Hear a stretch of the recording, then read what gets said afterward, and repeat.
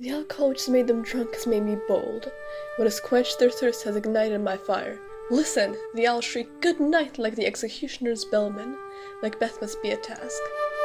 Duncan's doors are open, his drugged guardsmen mockingly snoring, asleep so still one could not discern them from dead men. Who's there? What is it? Oh, damn him! Had the servants woken up? Were they to wake before Duncan is taken care of? We would be ruined! Ack! I left the daggers where we couldn't miss them. Had the king not looked so much like my father, I would have killed him myself, my husband! I have done the deed. Did you hear a noise? None but the screech of owls and cries of crickets. Didn't you say something? When? Just now. As I came down? Yes. Damn, who sleeps in the second chamber? Donald Bane. This is a sorry sight. Sorry sight? You're ridiculous. One of the servants laughed in his sleep. Another cried, "Murder!" They woke each other up. I stood and listened, but quickly they said their prayers and fell back asleep. Malcolm and Donald Bane sleep in the same room. A servant cried, "God bless us." Another, "Amen," as if they seen my bloody hands of a hangman. Listening to their frightened voices, I couldn't reply amen when they said God bless us. Don't think about it so hard.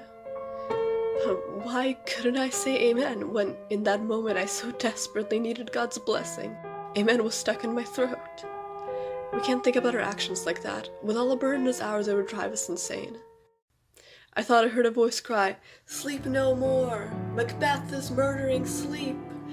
Innocent sleep, sleep which doth care for us, which is the setting of the sun in the eve, which is a warm bath after a hard day's work, the calmer of hurt minds and the bringer of nourishment to life's feast.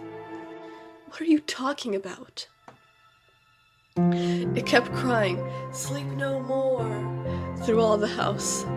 Glamis has murdered sleep, and so Cawdor shall sleep no more. Macbeth shall sleep no more.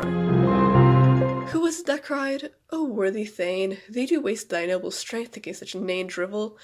Go get some water and wash this filthy evidence off your hands. Why did you bring these daggers here? You must heat and bloody the sleeping guards." No, I cannot return there. I am afraid to even think about what I have done. I dare not look at it again. Coward, bequeath me those daggers. The sleeping and dead can't hurt you any more than pictures. Only children fear painted devils. If the king bleeds, I'll paint the guards' faces with his blood. They must look guilty.